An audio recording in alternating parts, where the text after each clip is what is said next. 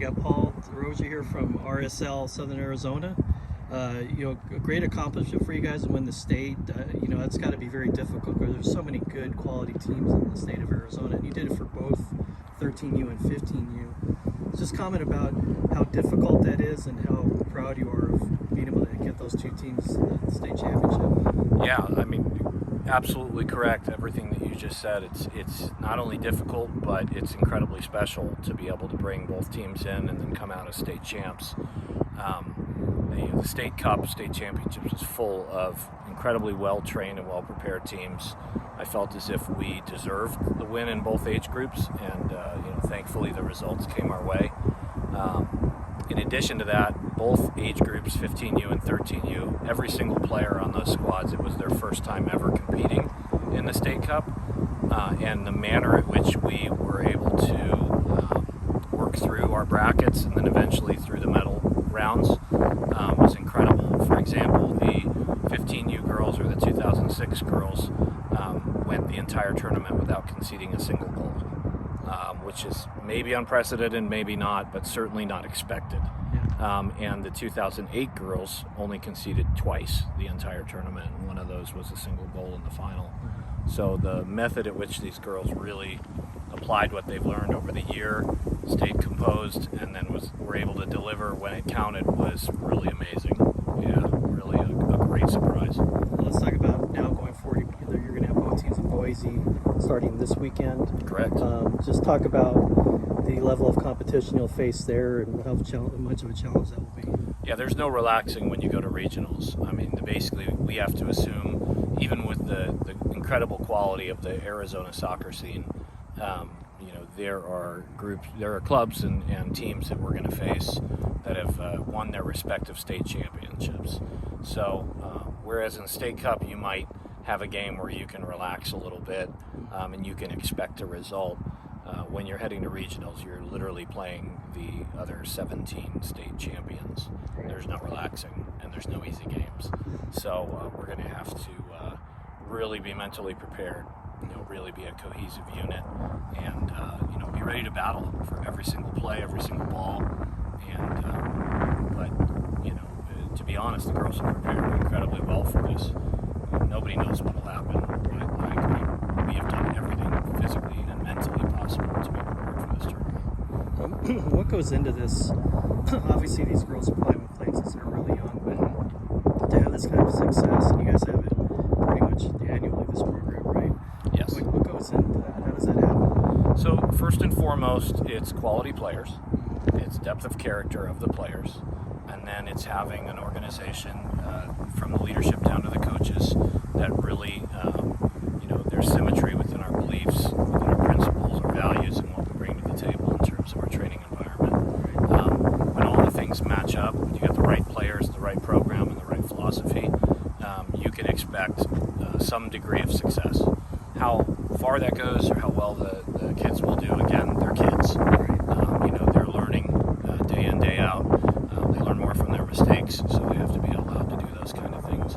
But in terms of why we had the success we did, I would put it down to one very simple philosophy, and that's team culture. And for these two groups of girls, I can speak because I'm their main mentor as their head coach.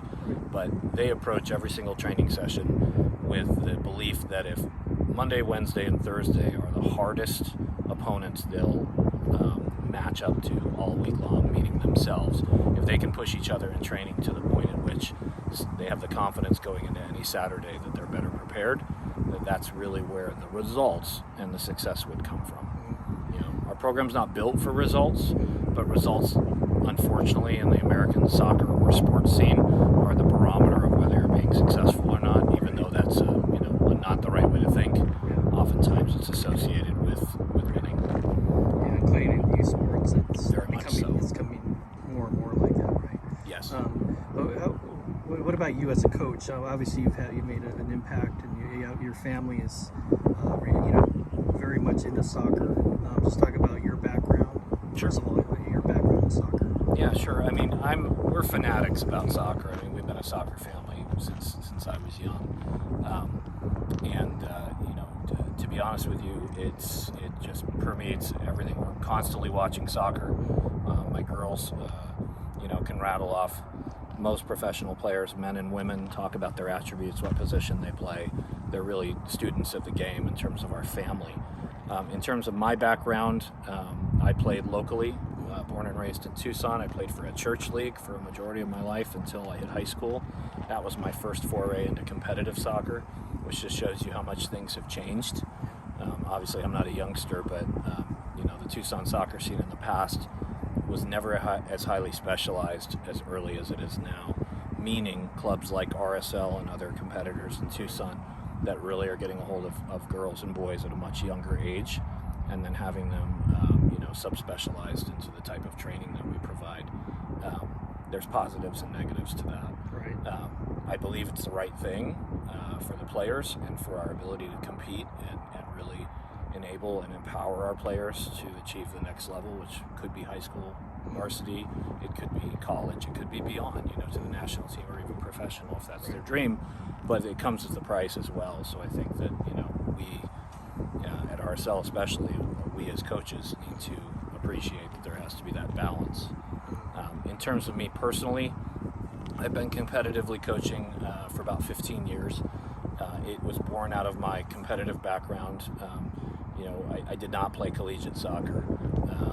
It wasn't in the cards for me, and I point quite a bit of that to two things. A, I didn't have the mentor that was willing to be honest with me about the things that I could have done as a young player to enhance my game. B, I didn't have the work ethic that I think many of these girls are being taught to have at a younger age, and that's what motivates me as a coach, if I'm being perfectly honest, is to find players who want it, who have that desire, and then to give them the honest feedback and give them the tools to actually get to that next level. I think one of the things I might do differently is concentrate a far percentage more of my time working on the players and their thinking process, which doesn't always pan out immediately. It doesn't get the same results as if I run the girls and sprint them, week in, week out until they can run around their opponents.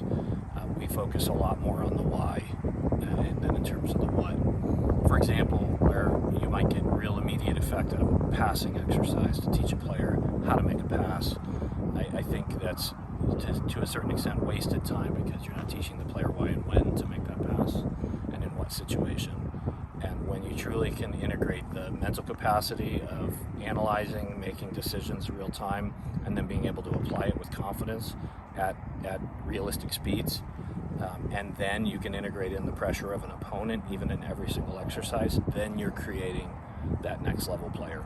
Until you put all those pieces together, I think you're really neglecting one in order to work on the other. So that's maybe a different way that I personally approach coaching, especially with girls, because I exclusively coach girls, and I think they approach the game in a far more intellectual manner. In doing so, they're far more rigid in their style of play or how they approach the game, and if you give them a lot of constraints, they will operate within those constraints, even to their own detriment.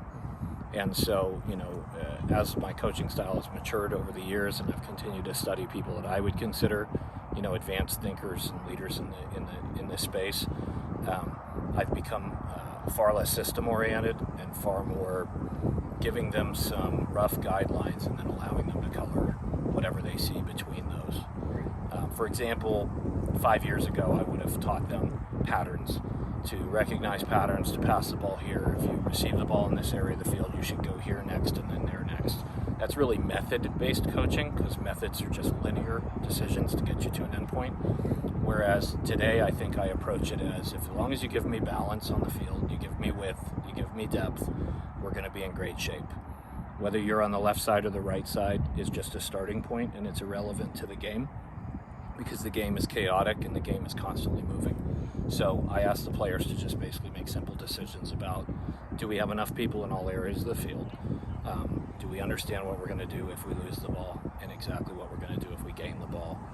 Can we give our opponent problems they cannot solve, and can we communicate and analyze to solve the problems that our opponents give us?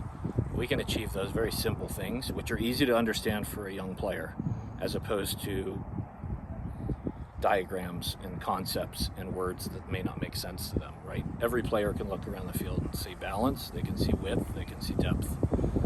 And then at the end of the day, we don't want to starve them of their own creativity, so we ask them to just use one brief analysis, is that every pass must create an advantage, and if it doesn't create the advantage, don't pass the ball. Don't make the pass. Find a new area, dribble at an opponent. So again, I'm getting a little bit in the weeds, but it does color, how I believe. And again, my philosophy doesn't make it right, wrong, better or worse than anybody's.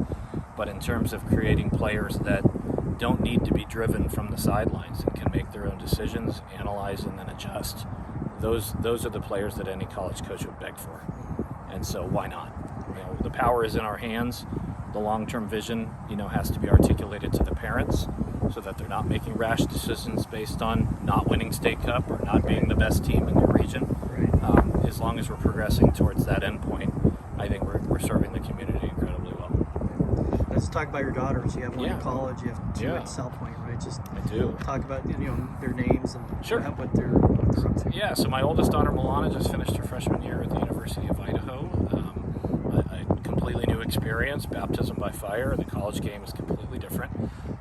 My second daughter, Alina, is going into her senior year at South Point, and she's a photography bug, so she's decided soccer's for the crazies of the family. She takes photos of them. Absolutely. She does amazing photos. Her photos have been actually featured in multiple different publications in terms of her sports photography. So she has an interest to go and study nursing, and we're really, really proud of her academic and her other achievements. And then Anjali, as you've met in the past, is just finished up her freshman year at South Point, member of the varsity soccer team, and got a lot of accolades in terms of her sports development. I think Anjali's explosion into the high school scene as a freshman was a real eye-opener, that what we committed to doing 2 years ago for all of our players, her included, really is paying off some major dividends for players like her.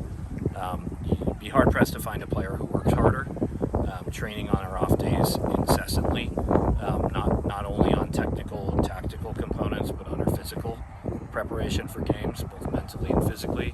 And then my youngest, G&A, is not at South Point yet. She's going into the 7th grade at St. Elizabeth Ann Seton, and she's quite an accomplished player in her own right. Very creative, very crafty, and dynamic on the field.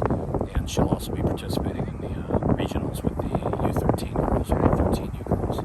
So we're going to hear that name for a while. I think you might hear those names for a while. I don't know. We'll see.